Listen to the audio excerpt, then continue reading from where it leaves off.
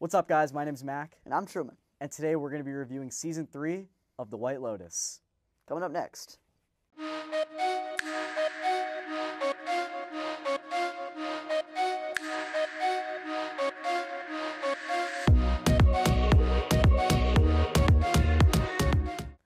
So The White Lotus is an anthology series on HBO about a bunch of travelers who usually go to abroad settings, and it's about the relationships they have with the workers of these hotels. And at the end of every season, one character, or maybe multiple characters, meet their demise.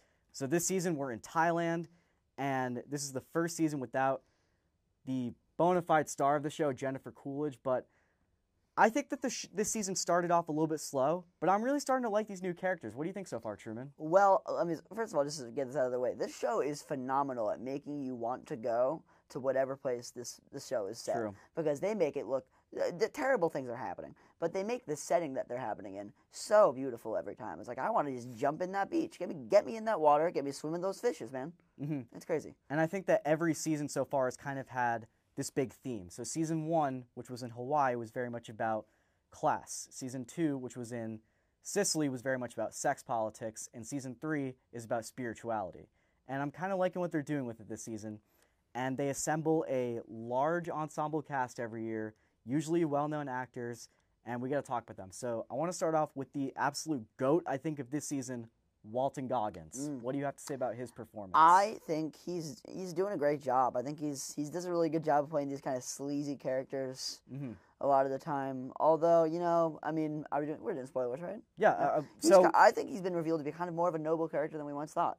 I agree. So at the time we're recording this, 6 episodes have aired. So if you are not up to date, please stop right here. Or if in the future, what happened? What happened? Continue, Truman. I think it's like he does a really good job playing these kind of sleazy characters, and every time I see him, I'm just like, wow, what a greasy little slime ball. He's really good at just kind of making you feel like he's just kind of I don't even know what to call him, just a sleazy guy. But you know what's crazy though, is the dad. Yes, played by Jason Isaacs, who was Lucius Malfoy. No idea. Would never have known. Never have known. My parents told me a couple weeks ago. I didn't even know. Would have had no clue. He's doing an amazing job. Patrick Schwarzenegger. Yep, who also plays doing his son. Fantastic. I know a couple. I've known many people like that over the course of my life. I think that's what White Lotus does really well. Is they create these characters, and it's like you've met every one of these people before. It's like, oh, I've known this type of person before. And they're all just in this kind of Shakespearean kind of web. Yeah, exactly. And I think that Mike White, the director and writer who wrote School of Rock, is really good at creating these character studies within his work.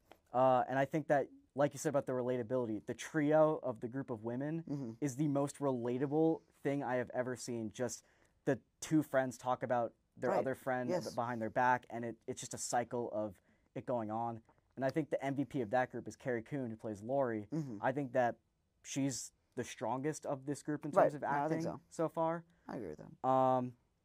And then it's an anthology series, but a little bit of a plot carries on from the last few seasons. So, as I mentioned earlier, Jennifer Coolidge is not in this season because she did die in Season 2, but one person that she had a little bit of a connection with from Season 1 is on the case. Natasha Rothwell returns as Belinda. She was the masseuse in Season 1, and she's on the case about Tanya this time. Yes. What do you think about that? Because that's kind of a scary situation. It is a scary situation. There's a gun somewhere in the mix. Once they showed that gun, there's a literal Chekhov's gun going on in the show right now. We don't know what's going to happen with it. It probably is going to be the weapon because there were gunshots in the first episode. So, they kind of foreshadowed it as they often do with these seasons. One person I do want to talk about, though, Parker Posey.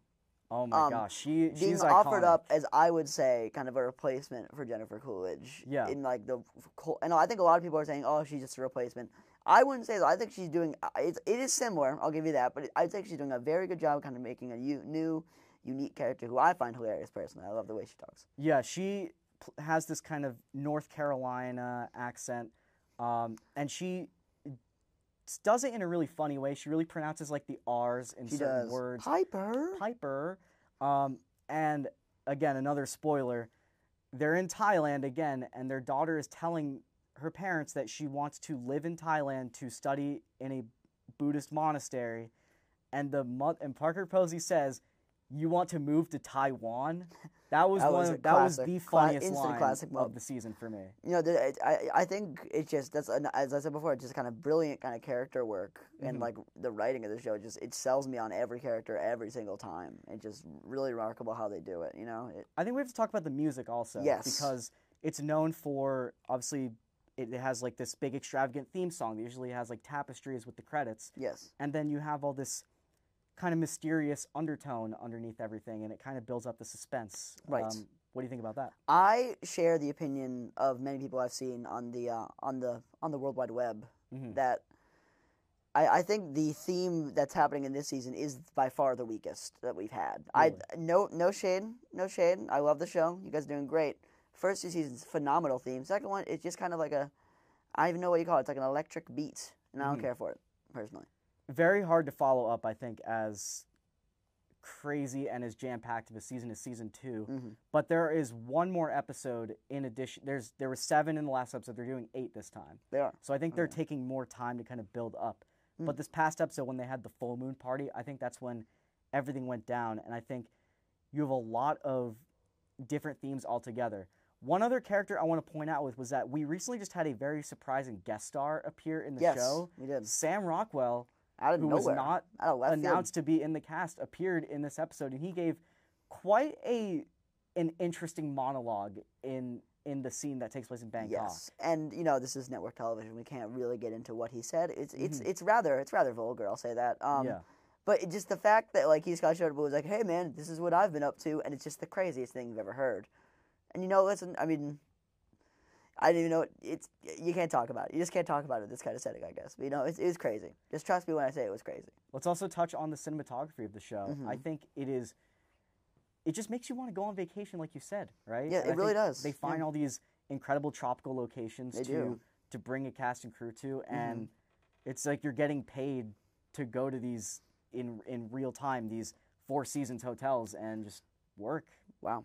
It's really just they make it like it's just like these terrible people behind these just gorgeous backdrops. It's just like sometimes it's like the juxtaposition like almost makes me like just like laugh out loud. Like it's like there'll be a gorgeous cliff face and then someone is doing like the most despicable thing you've ever seen in the world, and you're like, oh.